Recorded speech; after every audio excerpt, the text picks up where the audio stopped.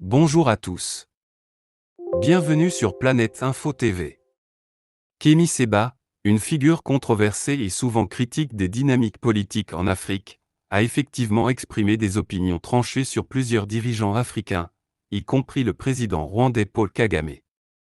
Dans cette interview, Séba accuse Kagame d'être un agent du néocolonialisme et de servir un agenda occidental. Ces critiques s'inscrivent dans une perspective plus large où Séba dénonce ce qu'il perçoit comme une continuité de l'influence occidentale en Afrique, souvent à travers des dirigeants locaux qu'il considère comme complices. Séba conteste l'image de Kagame comme un modèle de réussite en Afrique, une image souvent véhiculée par certains médias et institutions occidentales. Il argue que cette représentation masque des réalités plus sombres, notamment des accusations de répression politique, de restriction des libertés individuelles, et d'une exploitation des ressources et des populations locales au profit d'intérêts étrangers.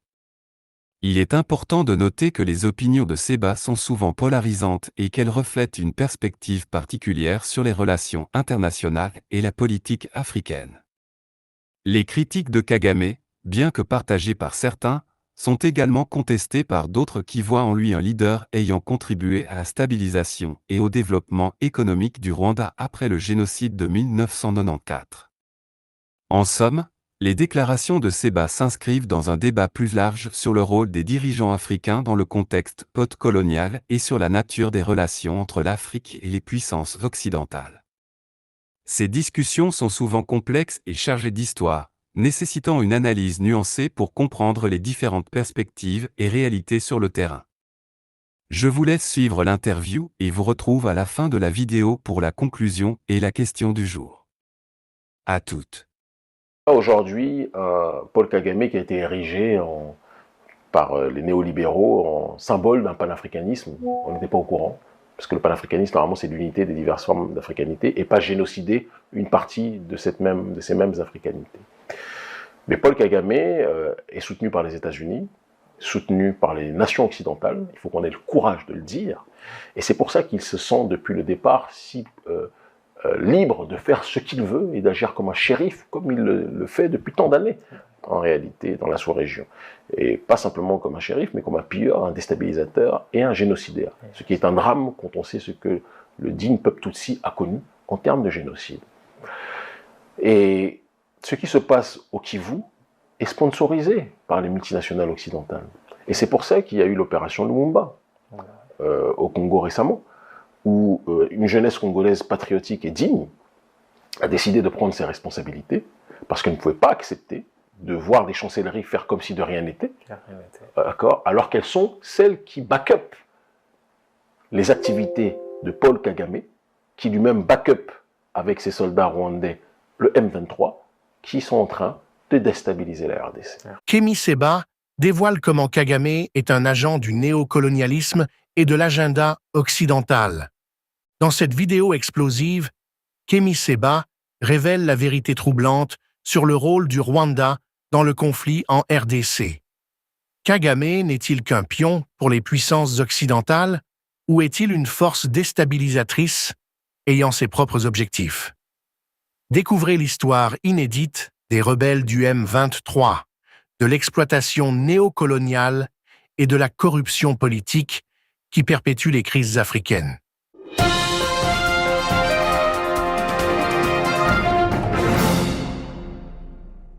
L'actualité, dernièrement, on suit l'évolution de la crise dans l'est de la République démocratique du Congo. Donc, le groupe rebelle M23, soutenu par le Rwanda, selon plusieurs sources, dont les Nations Unies, mène une offensive sanglante dans l'est de la RDC. Que pensez-vous de ces sujets? Quelle issue possible pour ces On est face à un processus néocolonial, encore une fois, qui s'appuie sur le pillage de nos ressources. Et qui s'appuie aussi sur une géopolitique des ethnies et des tribus dans ces sous-régions-là. Le colon a appris à étudier parfois nos peuples mieux que nos peuples se sont étudiés eux-mêmes. C'est une réalité.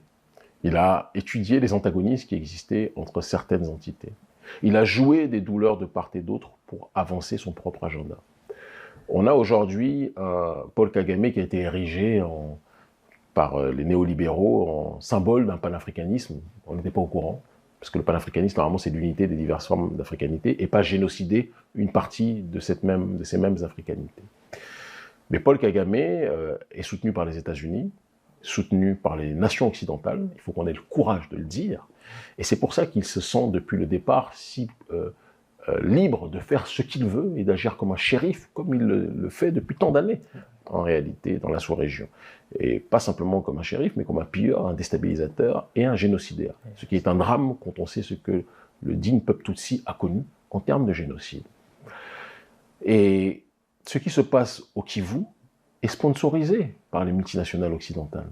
Et c'est pour ça qu'il y a eu l'opération Lumumba au Congo récemment, où une jeunesse congolaise patriotique et digne a décidé de prendre ses responsabilités, parce qu'elle ne pouvait pas accepter de voir des chancelleries faire comme si de rien n'était, alors qu'elles sont celles qui back-up les activités de Paul Kagame, qui lui-même back-up avec ses soldats rwandais le M23, qui sont en train de déstabiliser la RDC. Alors, dire cela ne permettra et n'autorisera, en ce qui me concerne, jamais le sentiment qui consiste à essentialiser cette question en disant que c'est un problème de tous les Tutsis et qu'il faut faire la guerre à tous les Tutsis. Kagame n'est pas tous les Tutsis. Je connais d'innombrables Tutsis qui sont contre Paul Kagame. Je connais d'innombrables Tutsis qui dénoncent ce qui se passe en RDC. Mais Kagame est un problème géopolitique majeur pour l'Afrique aujourd'hui. Et si on ne prend pas en considération cela, on va reculer de 30 ans sur un certain nombre d'enjeux. Et je pense qu'il faut qu'on ait le courage de le dire avec la plus grande simplicité. Et cela n'exonère pas non plus la classe politique congolaise corrompue, qui est à la tête du Congo aujourd'hui, qui est beaucoup plus dans la fastuosité du pouvoir, dans les simplicités de déplacement et de voyage que confère leur rôle, que dans la gestion d'un état de guerre. Moi, je suis au Niger, je voyage dans l'AES, je sais ce que sont les pays en guerre. Ce n'est pas la sensation que j'ai quand je vois la classe politique de Kinshasa. Et dire cela ne signifie pas que j'ai quelque chose de personnel contre eux, mais ça ne va pas.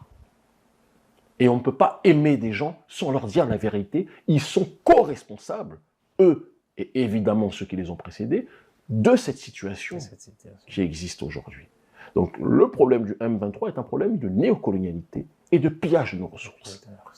Et Kagame n'est qu'un proxy d'intérêt qui le dépasse de très loin en réalité, ce qui n'exonère pas de ses responsabilités. Et nous devons le condamner avec la plus grande force, lui, son clan, d'accord, et les nations occidentales qui le soutiennent derrière, officieusement, et nous devons aussi condamner l'inaction, le côté inopérant de la classe politique congolaise qui ne prend pas ses responsabilités. Voilà. Ok, Kémy Séba, un dernier mot. Ce que je dirais, c'est que ce que les élites africaines ne font pas pour le peuple doit le faire lui-même. Et donc 2025 va être une année agitée à l'échelle internationale pour le peuple africain. Parce que, en tout cas, nous allons tout faire pour faire bouger des lignes, puisque les forces institutionnelles ne font pas le travail qui est le leur. Nous allons réactiver la question, c'est ce que j'ai commencé à faire, du franc CFA, plus que jamais. Ça, c'est à l'échelle globale et internationale. Et sur le terrain maintenant beaucoup plus local, en ce qui concerne le Bénin, le président Patrice Talon me considère comme un semeur de troubles. Moi, je me considère comme quelqu'un qui veut rétablir le jeu démocratique. Et je veux que chaque voix béninoise puisse s'exprimer, puisse être entendue, puisse être respectée, et que la justice sociale puisse devenir une réalité. Et je lance un appel aussi à une partie minime de la diaspora qui se laisse avoir par les manipulations du président Patrice Talon et de son clan, qui ont décidé d'engager via des agences d'influenceurs des gens pour valoriser ce que eux font. Ne vous laissez pas blaguer par la fastuosité. Thomas Sankara disait « Mieux vaut l'eau potable pour tous que le champagne pour quelques-uns ». Faites attention à ce que l'on vous montre dans le micro-Cotonou, parce que le Bénin, ce n'est pas que ça. Notre peuple souffre. Notre peuple souffre réellement.